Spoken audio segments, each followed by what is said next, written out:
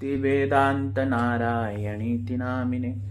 श्री कृष्ण चैतन्य प्रभु नित्यानंद श्री अद्वैत गदाधर शिवासादि गौर भक्त वृंद।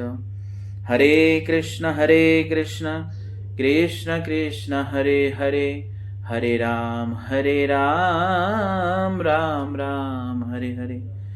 मैं सर्वप्रथम अपने गुरुपाद पद्म परमाराध्यतम नित्रीला प्रविष्टम विष्णुपाद अष्टोत्तर सप्तशती श्रीमद् भक्ति वेदांत नारायण गोस्वामी महाराज जी के चरण कमल में अनंत अनंत कोटि दंडवत व्यार्पण करता हूँ तथा राधा विनोद बिहारी जी के चरणों में अनंत अनंत कोटि दंडवत व्यार्पण।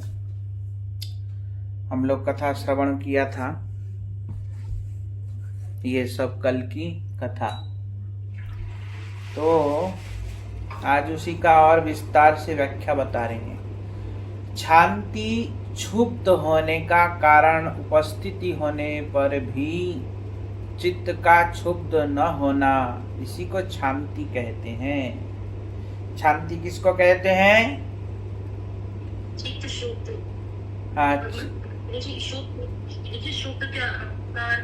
क्षुब्ध के मतलब दुखी।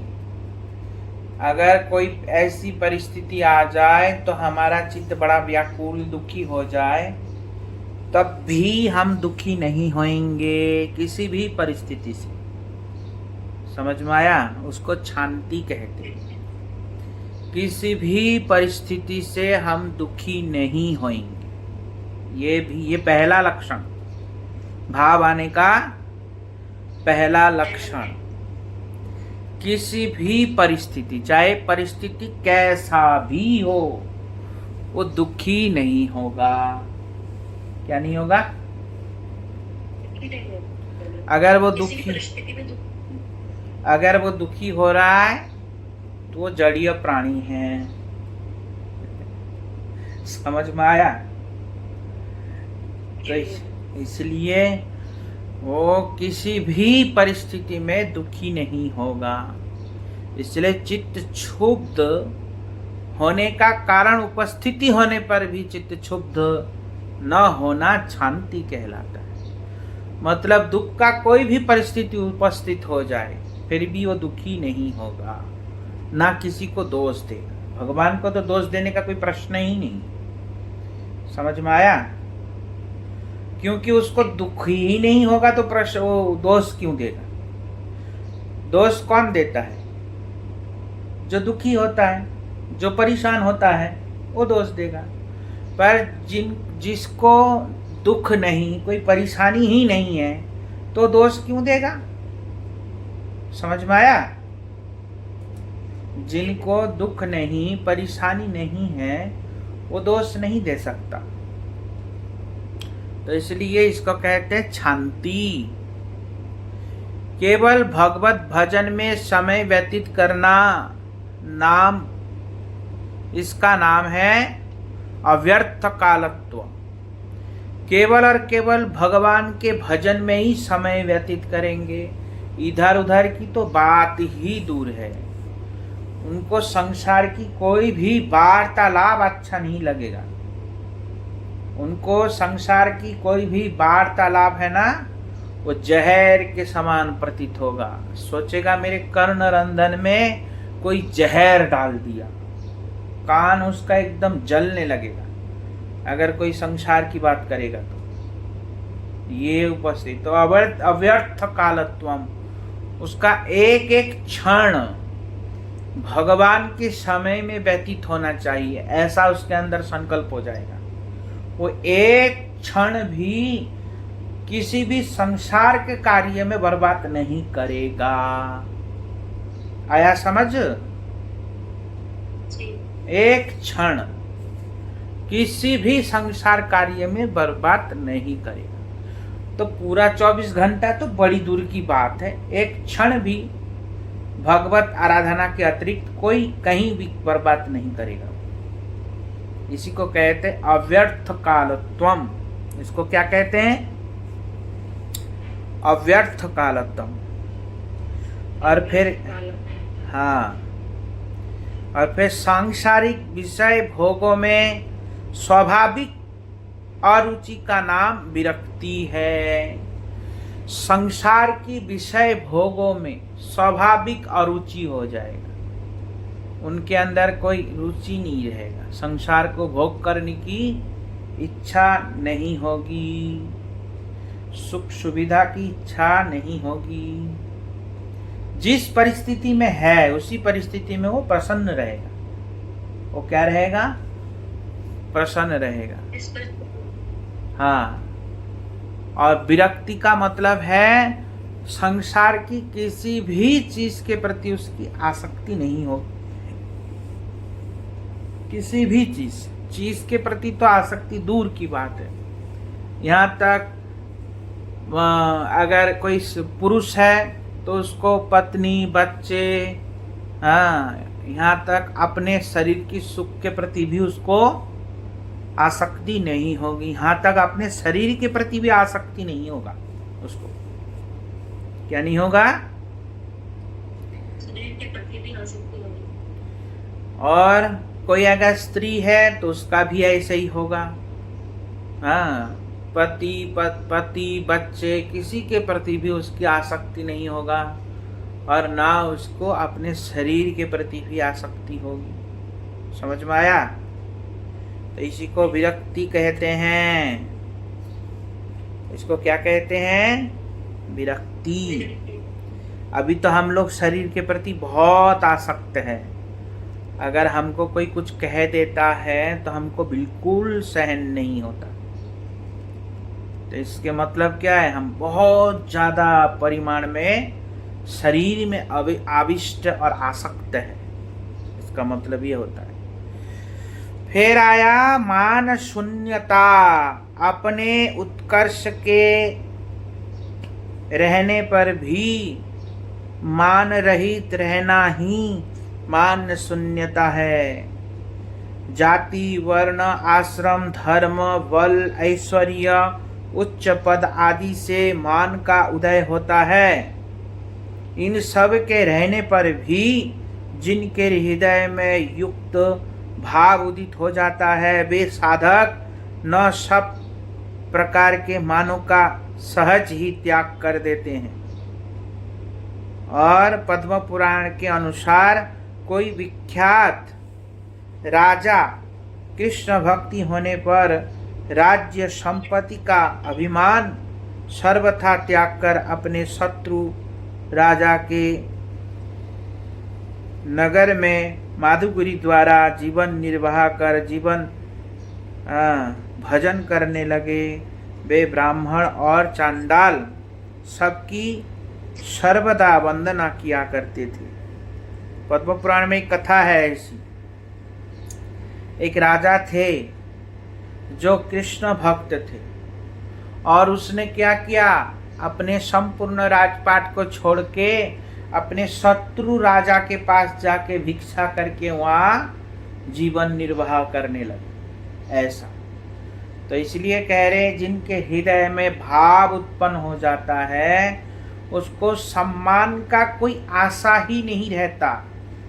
और सब गुण होने पर भी उनके अंदर गुणों की वो खान होते हैं। जिनके अंदर भाव अवस्था अंकुरित होता है वो गुणों के खान होते हैं। उनको सब कुछ आता है, सब कुछ है, तब भी उनके अंदर किसी भी प्रकार का मान सम्मान की इच्छा नहीं होगा। ऐसा समझ में आया? सब कुछ रहने पर क्या कह रहे हैं? जाति, अगर जाति से भी वो श्रेष्ठ है, ब्राह्मण इत्यादि है तो वर्ण है।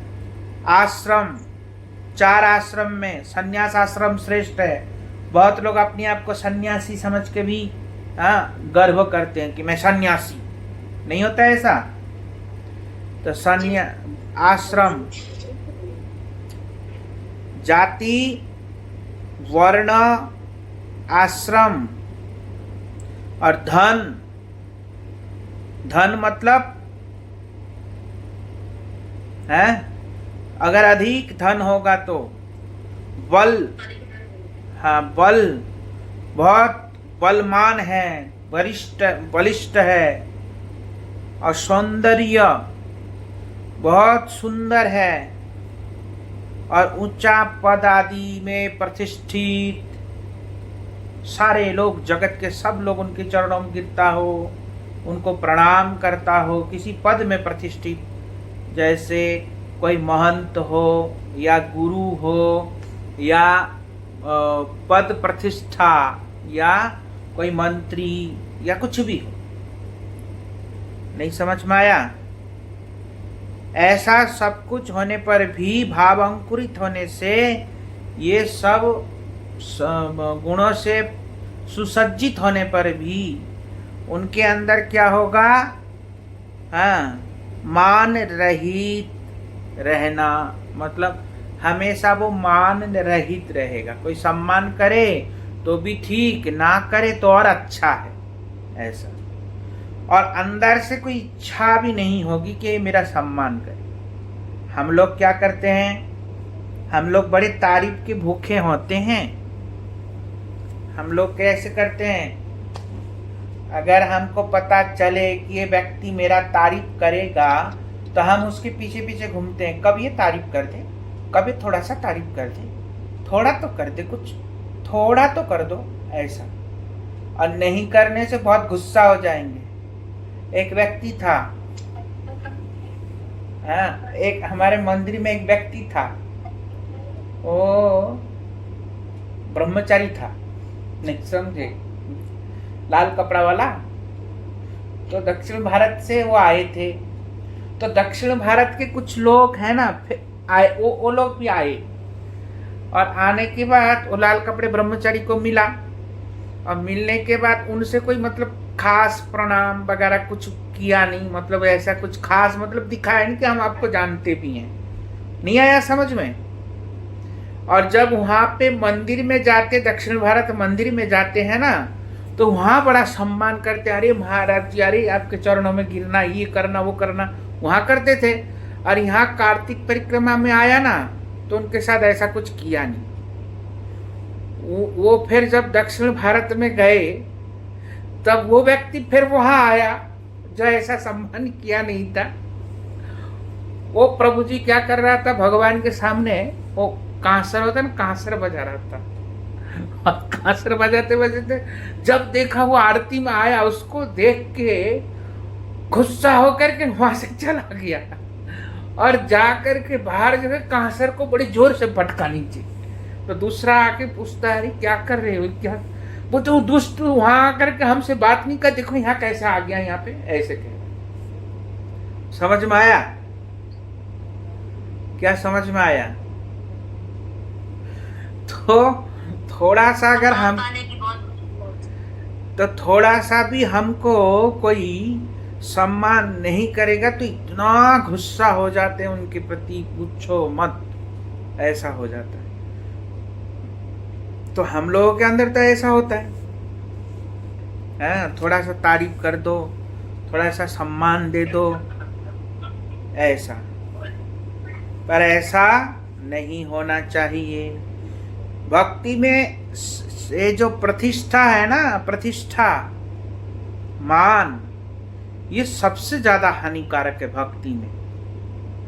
इससे बड़ा शत्रु और इससे बड़ा हानिकारक कुछ है ही नहीं। तो इसलिए भक्ति अगर किसी को करना है तो हमेशा सम्मान पाने की इच्छा से बचना चाहिए। क्या चाहिए? बचना चाहिए। तो इसलिए कह रहे हैं यहाँ पे, मान शून्यता, उनके अंदर किसी भी प्रकार मान की अपेक्षा नहीं होगी, पर सबको सम्मान देगा वो, ऐसा हो। और आशा बंध, श्री कृष्ण मुझ पर अवश्य ही कृपा करेंगे, इस प्रकार दृढ़ विश्वास के साथ भजन में मनोनिवेश करने का नाम ही आशाबंध है। श्री कृष्ण या गुरुदेव मेरे ऊपर जरूर कृपा करेंगे, आज नहीं तो कल करेंगे, क्यों नहीं करेंगे? सबके ऊपर किया तो हमारे ऊपर क्यों नहीं करेंगे? सबके ऊपर किया। नारद जी पिछले जन्म में दासी पुत्र थे, उनके ऊपर किया। उनके ऊपर किया। किनके ऊपर किया? वाल्मीकि जी के ऊपर किया। कहाँ? दस्यु रत्नाकर थे। हाँ, लोगों को काट के उंगली गले में माला पहनते थे, तो उनके ऊपर किया। हमारे ऊपर क्यों नहीं करेंगे? हाँ, उनके ऊपर भी किया। किनके ऊपर? हाँ,